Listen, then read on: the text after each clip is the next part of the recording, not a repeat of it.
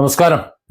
VD. Satheesan മന്ത്രിസഭ അധികാരത്തിലേറിയപ്പോ ഇനി മുതൽ ഇവിടെ നിന്നങ്ങോട്ട് സർക്കാരിൽ സാമ്പത്തിക അച്ചടക്കം ഉണ്ടാകുമെന്നും ധൂർത്തും ധാരാളിത്തുമൊക്കെ അവസാനിപ്പിക്കും എന്നൊക്കെയാണ് കരുതിയത്.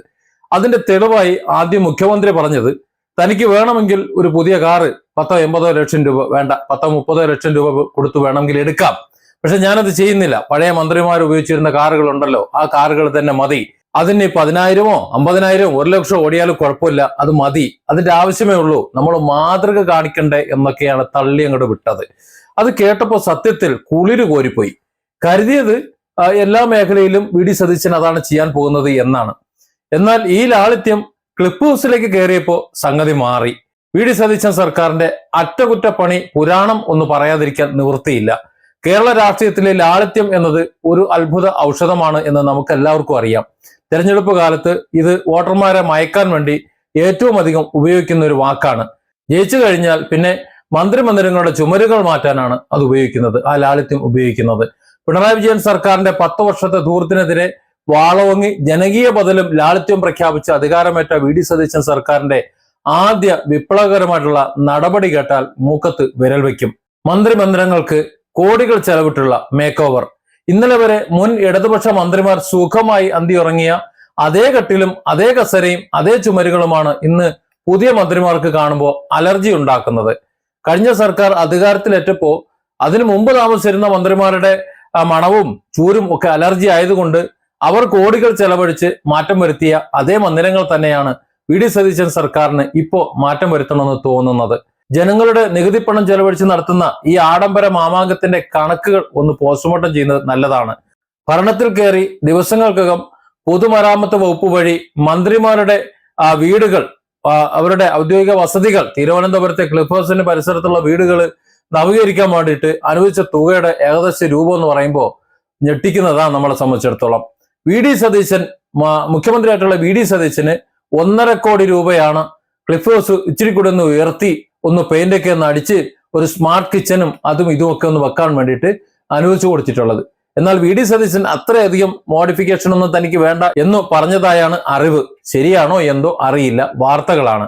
രമേശ് ചെന്നിത്തലയ്ക്ക് 85 ലക്ഷം രൂപയാണ് സുരക്ഷാ മതിൽ ശരിയാക്കാൻ വേണ്ടി. മൂപ്പര് ആഭ്യന്തരമന്ത്രിയാണല്ലോ, അതുകൊണ്ട് സ്വാഭാവികമായിട്ട് സുരക്ഷാ മതിൽ വേണ്ടി വരും. ഇനി ആരെങ്കിലും നട്ടപ്പാതിരിക്ക് ഒന്ന് ബോംബ് വയ്ക്കോ ഇനി വേറെ എന്തെങ്കിലും പറ്റുമോ എന്നുള്ള പേടി കൊണ്ടായിരിക്കാം. എന്തായാലും പേടിയുള്ളവരെ ആഭ്യന്തരം ഏൽപ്പിക്കുന്നത് അത്ര സുഖമല്ല എന്നാണ് എന്റെ നിലപാട്.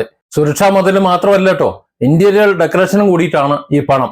ഘടകകക്ഷികളിൽ ഏറ്റവും പ്രധാനപ്പെട്ട മന്ത്രിയായിട്ടുള്ള പി.കെ. കുഞ്ഞാലിക്കുട്ടി, മുസ്ലിം ലീഗിലെ കുഞ്ഞാലിക്കുട്ടിക്ക് 75 ലക്ഷം രൂപ ഹൈടെക് കോൺഫറൻസ് ഹാള്, അത്യന്താധുനിക സോഫകള് ഒക്കെ വാങ്ങാൻ വേണ്ടി വെക്കുന്നു എന്നാണ് പറയുന്നത്.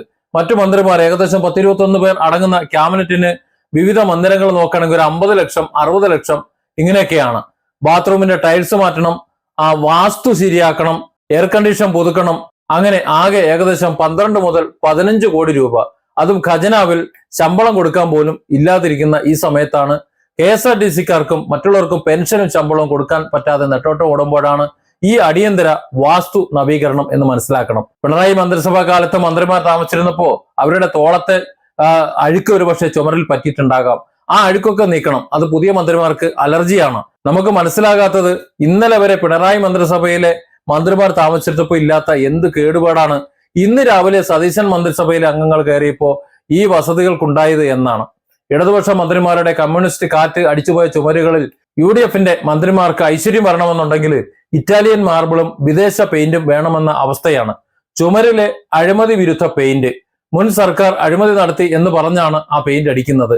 അധികാരത്തിൽ വന്നവർ ആ അഴിമതി തുടച്ചു നീക്കാൻ മന്ത്രിമന്ദിരങ്ങളുടെ ചുമരുകൾ തന്നെ ചുരണ്ടി മാറ്റുകയാണ്.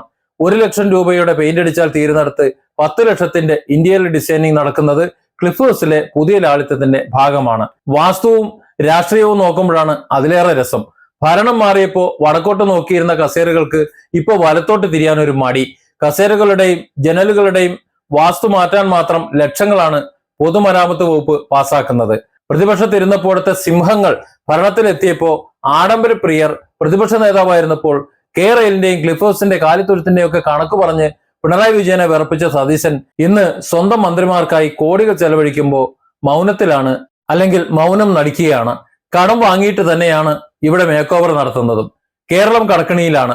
ശമ്പളം കൊടുക്കാൻ കേന്ദ്രത്തോട് കാല് പിടിക്കുന്നു എന്ന ദിവസവും പ്രസ്താവന ഇറക്കുന്ന ധനവകുപ്പ് അത് മുഖ്യമന്ത്രിയുടെ കയ്യിലാണ് എന്ന് ഓർക്കണം. മന്ത്രിമാരുടെ ബാത്റൂം ഫിറ്റിംഗ്സ് മാറ്റാൻ കോടികൾ അനുവദിക്കാൻ ഒട്ടും മടിക്കുന്നില്ല. രണ്ടു തരം ലാളിത്യമാണ് നിലവിൽ നമുക്ക് കാണാൻ കഴിയുന്നത്. തെരഞ്ഞെടുപ്പ് വേദിയില് ഖദർ കുപ്പായത്തിന്റെ ലാളിത്യം, അത് പ്രസംഗിച്ച് നടന്നവർ ഔദ്യോഗിക വസതിയിലെത്തുമ്പോൾ റോയൽ ലുക്കില്ലെങ്കിൽ ഉറക്കം വരില്ലെന്ന വാശിയിലാണ്. ഇന്നലെ വരെ പിണറായി സർക്കാർ ചെയ്തത് ധൂർത്താണെങ്കിൽ ഇന്ന് സതീശൻ സർക്കാർ ചെയ്യുന്നത് അത്യാവശ്യ പുനരുദ്ധാരണമാണ് പോലും. ജനങ്ങൾ അങ്ങനെ തന്നെ വിശ്വസിക്കണം. ഇത്രയും സീറ്റ് കൊടുത്ത് 102 സീറ്റൊക്കെ കൊടുത്ത് അങ്ങോട്ട് ഭരണത്തിലെത്തിയ ജനങ്ങൾക്ക് അങ്ങനെ തന്നെ വേണം. Different angles. Don't forget to subscribe and support this channel.